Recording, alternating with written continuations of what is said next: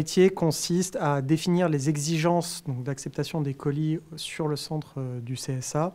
Et d'un autre côté, c'est de traiter tout ce qui est demande de dérogation, donc de gérer les écarts que peuvent présenter certains colis envoyés par les producteurs par rapport au référentiel de sûreté du CSA. Donc en fait, on a la double casquette, c'est-à-dire qu'initialement, le producteur va venir nous voir pour nous demander comment ils peuvent fabriquer leurs colis pour respecter toutes les normes en vigueur pour être acceptés à l'ANDRA.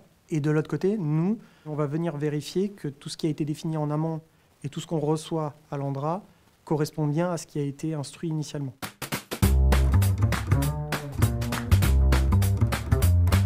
Initialement, on a un déchet qui est produit donc, chez le producteur.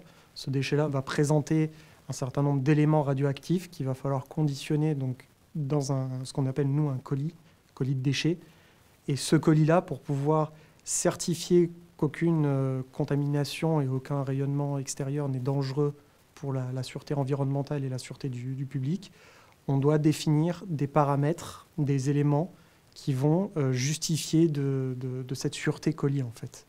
Et donc, ça démarre avec la caractérisation du déchet en lui-même, la définition des éléments, leur radioactivité, la dangerosité vis-à-vis du public.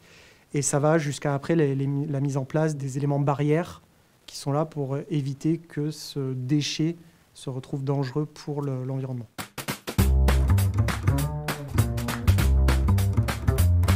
J'ai un cursus, moi, qui est une formation pure nucléaire. C'est-à-dire que j'ai fait donc, un DUT, un master et un doctorat dédié au monde du nucléaire, qui a été réalisé en partenariat avec l'ANDRA.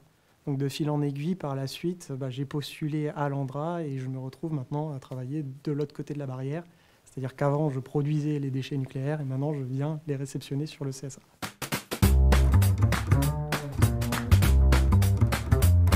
Ce qui me plaît le plus, c'est la diversité des sujets qu'on aborde. Vraiment, c'est pas quelque chose de redondant. On découvre toujours de nouvelles choses.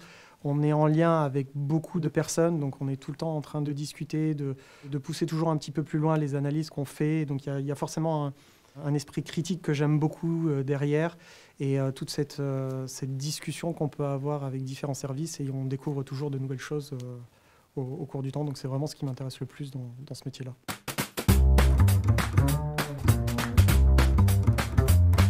On a une casquette entre guillemets d'expertise, donc c'est-à-dire que quand on reçoit un dossier, on va forcément porter un jugement sur le critère qui est mis en avant dans ce dossier-là.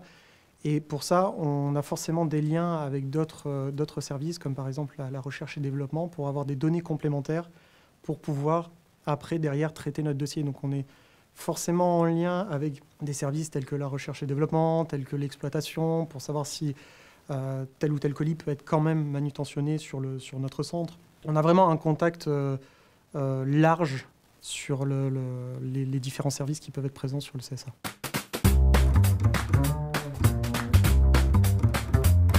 C'est par nous que les exigences pour pouvoir réceptionner les colis sur le CSA passent en premier lieu. Donc, on définit vraiment le périmètre qui permet d'accepter ces colis-là.